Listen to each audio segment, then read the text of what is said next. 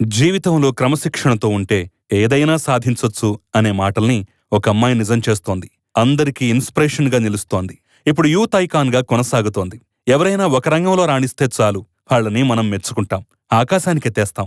కానీ ఒక తెలుగమ్మాయి మాత్రం అన్ని రంగాల్లో తనదైన సత్తా చాటుతూ మన దేశం గర్వించే స్థాయికి చేరుకుంది. ఆమె ఒక డాక్టర్.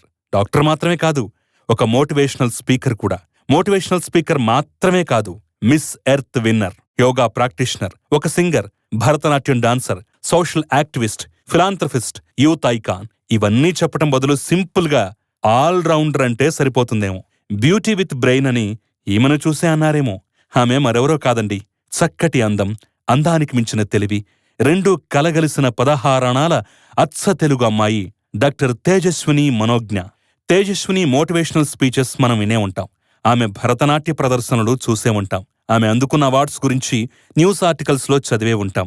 చిన్నతనం నుంచే ఎన్నో గొప్ప గొప్ప పురస్కారాలు అందుకుని ఇప్పుడు యూత్ ఐకాన్గా కొనసాగుతున్న తేజస్విని మనోజ్ఞ సక్సెస్ స్టోరీ గురించి అన్ని ఆసక్తికర విషయాలను ఈ వీడియోలో క్లుప్తంగా తెలుసుకుందాం. తేజస్విని మనోజ్ఞ మే 19, 1994న మదన్ మోహన్ శర్మ, అనితా శర్మ దంపతులకి తెలంగాణలోని మహబూబ్ నగర్లో జన్మించింది. తేజస్విని స్కూలింగ్ అంతా రోసరీ కాన్వెంట్ స్కూల్లో సాగింది. తర్వాత బైపీసీలో ఇంటర్ పూర్తి చేసి హైదరాబాద్లోని ఉస్మానియా యూనివర్సిటీలో ఎంబీబీఎస్ కంప్లీట్ చేసింది. అయితే తేజస్విని చిన్నప్పటినుంచి న్యూస్ పేపర్స్లో వచ్చే ఇంపార్టెంట్ పర్సనాలిటీస్ ఆర్టికల్స్ ని చదువుతూ వాటిని కత్తిరించి భద్రపరుచుకునేది. అది చూసిన తన తల్లి అనిత, నువ్వు వారిలాగా అవ్వాలంటే ప్రతి విషయాన్ని నేర్చుకోవాలి అని చెప్పడంతో చిన్నప్పటినుంచి మోటివేషనల్ బుక్స్ చదువుతూ తనను తానే ఇన్స్పైర్ చేసుకుంటూ స్కూల్ నుంచే స్టేజెస్ పై స్పీచ్లు ఇవ్వటం, అందరినీ మోటివేట్ చేస్తూ ప్రశంసలందుకుంటూ వచ్చింది. అంతేకాక భరతనాట్యం, సంగీతంలో శిక్షణ తీసుకుంటూ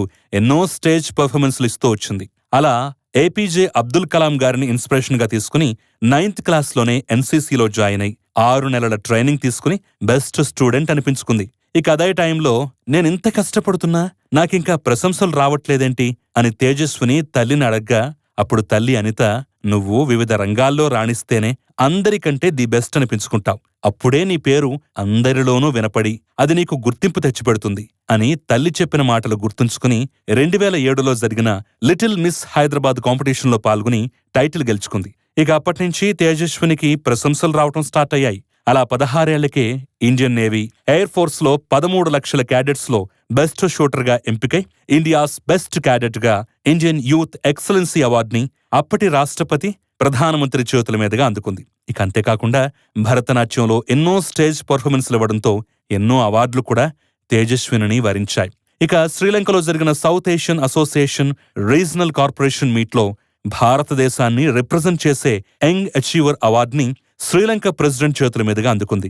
అయితే ఇంటర్ చదువుతున్న టైంలో ఇలాంటి యాక్టివిటీస్లో ఎక్కువగా పాల్గొనడంతో కాలేజీకి ఎక్కువగా వెళ్లకపోవడంతో తేజస్విని కాలేజ్ వారు స్టార్ బ్యాచ్ నుంచి తొలగించారు.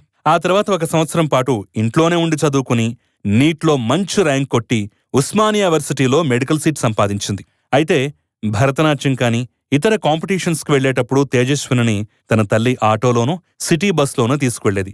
అది చూసి తేజస్విని, అమ్మా మనం కారెప్పుడు కొంటున్నాం అని అడగ్గా దానికి తల్లి, మనం జీవితంలో గొప్పగా ఎదిగితేనే కారులో తిరిగే అర్హత సంపాదించగలం అని చెప్పిందట. అలా తేజస్విని ఎంబీబీఎస్ ఫస్ట్ ఇయర్లో ట్రెడిషనల్ బ్రెయిన్ అండ్ బ్యూటీ కాంపిటీషన్లో పాల్గొని విన్నర్గా నిలిచినప్పుడు ఆమెకు ఒక నానో కార్ గిఫ్ట్గా ఇచ్చారు. ఇక అప్పట్నుంచి తాను చేసే ప్రతి పనిలో ఒక స్పెషల్ మార్క్ని క్రియేట్ చేసుకుంటూ వచ్చింది తేజస్విని. 2013-14లో స్టూడెంట్ ఆఫ్ ద ఇయర్గా మహేష్ బాబు చేతుల మీదుగా అవార్డు అందుకుంది. ఇక అదే ఏడాది దుబాయ్లో ఉమెన్ అచీవర్ ట్రోఫీ, అమెరికాలో ప్రివెన్షన్ ఆఫ్ చైల్డ్హుడ్ బ్లైండ్నెస్ అనే ప్రోగ్రాం చేసి ఎంతో పేరు దక్కించుకుంది తేజస్విని. అలా 2017లో మిస్ దివా బ్యూటీ కంటెస్టెంట్గా పాల్గొని మిస్ టాలెంటెడ్ అవార్డ్, 2019లో బ్యూటీ ఫర్ ఎ కాజ్ అనే అవార్డుని గెలుచుకుంది. ఇక అదే ఏడాది 26,000 మందికి కాంపిటీషన్ ఇచ్చి మిస్ ఎర్త్ టైటిల్ ని సొంతం చేసుకుంది తేజస్విని. ఇక అంతేకాకుండా తన మోటివేషనల్ స్పీచెస్తో తనదైన ముద్ర వేసుకుని యూత్ ఐకాన్ గా కొనసాగుతోంది. ప్లాస్టిక్ కాలుష్యాన్ని అరికట్టడానికి, చెట్ల పెంపకంపై భారతదేశ ప్రతినిధిగా దేశ విదేశాల్లో ప్రసంగాలిస్తూ పోరాడుతోంది తేజస్విని. ఇక అంతేకాకుండా యోగా ప్రాక్టీషనర్ గా కూడా సేవలందిస్తోంది. ఇలా చిన్నతనం నుంచి క్రమశిక్షణతో ఉంటూ అన్ని రంగాల్లో విజయాలతో దూసుకుపోతోంది ఈ తెలుగింటి అమ్మాయి. ఇలాగే ఎంతో మందిని ఇన్స్పైర్ చేస్తూ మరింత ఉన్నత శిఖరాలను తేజస్విని అధిరోహించాలని మనమందరం కోరుకుందాం. మరి తేజస్విని మనోజ్ఞ గురించి మీ అభిప్రాయాన్ని కూడా కామెంట్ రూపంలో తెలపండి.